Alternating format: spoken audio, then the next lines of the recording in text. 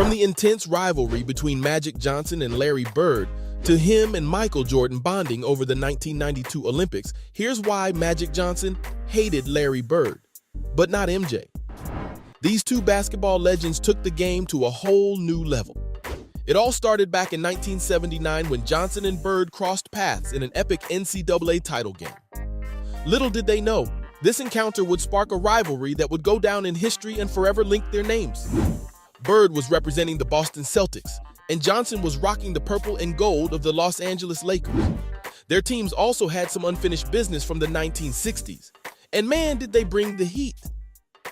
What made it even more exciting was that it wasn't just a team rivalry anymore. It became Bird versus Magic, two basketball titans going head-to-head on the court. The Celtics versus the Lakers became the battleground of these two iconic players, and their rivalry kept fans on the edge of their seats for a whopping 13 years in the NBA. Can you believe that? 13 years of epic matchups, jaw-dropping plays, and fierce competition. 1979 was an especially important year for Johnson. It was the year his team clashed with Bird's Indiana State in an epic championship game. Johnson's team won, resulting in what could only be described as a basketball revolution. The stars aligned, and Magic Johnson was snagged as the #1 pick by the Los Angeles Lakers, while Bird joined the league after signing the richest rookie deal ever seen in the NBA. The Boston Celtics had drafted Bird the previous year, but he decided to play out his senior year before making his NBA debut. Throughout the 80s, it seemed like either the Celtics or the Lakers were in the NBA Finals every single year. They clashed in the championship round 3 times during that era. Magic and his Lakers claimed victory in '85 and '87, while Boston reigned supreme in '84. Let me tell you, those games are classics. Basketball just isn't played like that anymore. The NBA itself couldn't resist the excitement either, so they scheduled these two powerhouses to face off in multiple preseason meetings, and it was must-see basketball at its peak. But here's the cool part. Magic and Bird didn't just transform the court, they transformed the entire NBA landscape. They brought a level of excitement and intensity that had never been seen before, and it captivated audiences worldwide. TV deals exploded, and suddenly, the NBA became a global phenomenon. Magic Johnson recently made an appearance on the Dan Patrick Show and took a trip down memory lane. He talked about his rivalry against Larry, also confessing how he had no idea about their immense impact on the NBA. Magic openly admitted that in the beginning, he and Bird hated each other's guts. Can you blame them? They found themselves on opposing teams, Bird with the Celtics and Magic with the Lakers. And let's not forget the Celtics had been whooping the Lakers behind 7 times in a row. But here's the thing, their rivalry didn't just sprout from the basketball court, they played during a time of intense racial divide and prejudice in America. I'm talking about the late 70s and early 80s, a time when racial tensions were running high. Magic was an African-American player from Michigan State, and Bird was a white player from Indiana State. It's no wonder their paths clashed with such intensity. Let's be clear, it's not like they hated each other because of their races, but there were certain societal pressures. There were expectations placed upon them since they were representing their communities, and these things didn't help in mending their relationship on the court. It wasn't until later, after they had played their hearts out, that they realized just how special their matchup in the '79 NCAA title game was. That game still holds the title as the most watched game in college basketball history, and their fierce rivalry quickly turned into something else entirely. In an interview with Sports Illustrated back in 1991, Magic said that they would exchange nothing more than intense glares on the court, refusing to even shake each other's hands. But as time went on, they began talking during the games and had playful banter. During this time, Magic had plenty of other people he was beefing with. His clash with Isiah Thomas made headlines back in the day. I mean, he almost hated him as much as Bird. But before that, Magic even considered Isiah his best friend during the early years of their careers. As Isiah blossomed into a championship-winning player with the Detroit Pistons, tensions started to simmer. It wasn't just about the Pistons taking down Magic's beloved Lakers in the 1989 NBA Finals. The real drama unfolded when Isiah made a comment that caused an absolute firestorm.